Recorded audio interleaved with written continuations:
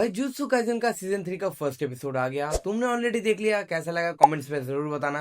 And भाई मैं personally बहुत ज्यादा खुश हूँ क्योंकि थैंक गॉड मैंने इसको स्किप नहीं किया, क्योंकि तुमको अगर नहीं पता तो मैंने इसके फर्स्ट सीजन में इसको एक नहीं बल्कि दो बार स्किप कर लिया था। एंड भाई कल जो बैंगर इन लोगों ने ड्रॉप किया है, ओह माय गॉड। एंड भाई थैंक गॉड बोलने का रीजन कहीं ना कहीं ये भी है, तुम लोगों ने रिसेंट टाइम में नोटिस किया होगा कि बहुत सारे सीजनल एनिमे आए हैं जिनके फर्स्ट सीजन तो बहुत ही ज्यादा पीक था, सेकंड सीजन थोड़ा सा डाउन हुआ और थर्ड सीजन तो टट्टी ही बना दिया। एंड तुम लोगों को ये अच्छे से पता है कि मैं यहाँ पे कौन से एनिमे की बात कर रहा हूँ। देखो यार, एक्सपेक्टेशन तो सबको था, लेकिन कहीं कहीं पे थोड़ा सा डर भी था, क्योंकि हम लोगों ने ऐसा बहुत टाइम में देखा है, चाहे मांगा चाहे कितना भी अच्छा क्यों ना हो, एनिमे का आउटकम बहुत ही ज्यादा घटिया निकल के आता है, जिसका एक ग्रेट एग्जांपल तुम लोगों ने कुछ दिन पहले बहुत अच्छे तरीके से देखा है। लेकिन जेजे के साथ ऐसा बिल्कुल भी नहीं है, क्योंकि इसको एनिमेट किया है स्टूडियो माप्पा ने, वही एनिमे स्टूडियो जिसने कुछ दिन पहले चेनसो मैन रिजे आर्क मूवी को एनिमेट किया है। तो अभी तुम लोग सोच रहे होगे कि भाई ये सब जान के क्या फायदा। हाँ भाई फायदा है, क्योंकि इन फ्यूचर जब कोई तुम एक एनिमे देखो तो तुम्हें ये चीज पता होगा कि कौन से स्टूडियो ने कौन से मांगा को किस तरीके से अडॉप्ट किया है।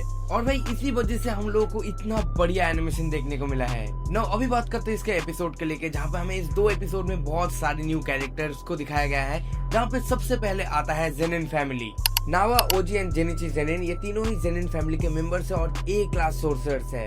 एंड भाई ये सारे ही लगे हैं कि कौन इसके बाद जेनिन फैमिली का हेड बनेगा। अभी मैं तुम्हें याद दिला दूं, सातुरा गोजो, हाँ हमारे गोजो सेंसे पिछले सीजन सील हो चुके हैं। एंड इस सीजन के फर्स्ट एपिसोड में जेनिन क्लैन के हेड के एक्सपायरी हो चुकी है। एंड उनका विल कहता है कि उनके एक्सपायरी के बाद उनकी सारी प्रॉपर्टी या फिर जेनिन क्लैन की सारी प्रॉपर्टी नायोया को मिलेगी। वेट, इसमें भी ट्विस्ट है। बट अगर किसी कारण सातुरा गोजो को कुछ हो जाए या फिर उसकी तबीयत खराब हो जाए तो ये सारी प्रॉपर्टी चली जाएगी तोजी के विल के अनुसार मेगुमी के पास। एंड भाई तुम्हें अच्छे से पता है अभी किसकी जलने वाली है। और अभी अगर तुम्हारे माइंड में ये सवाल आ रहा है कि अभी तक क्यों नहीं किया, तो सीधी बात नो ओकुवास भाई, गोजो सेंसे के सामने किसी की बोलने की औकात नहीं थी। लेकिन गोजो सेंसे भी ऐसी सिचुएशन के लिए रेडी रहते हैं। वो पहले से ही यूता को ये बोल के जाते हैं कि अगर मुझे कुछ हो जाए तो तुम्हें कैसे भी हो यूजी इतादोरी को सेव करना है। एंड भाई इसके बाद हमें जो एक्शन और इसका एनिमेशन देखने को मिला है, दिस पीक, इसके कलर्स, इसके वाइब्रेंस, इन पूरे 2 एपिसोड में ऐसा कोई मोमेंट नहीं है जहाँ पे तुम्हें इसका एनिमेशन अच्छा नहीं लगेगा। और अच्छे से अच्छा याद आया, और इसी वजह से यूता यूजी को मारने का असाइनमेंट लेता है, जहाँ पे वो यूजी को मार के उस पर रिवर्स कर्स का यूज कर देता है,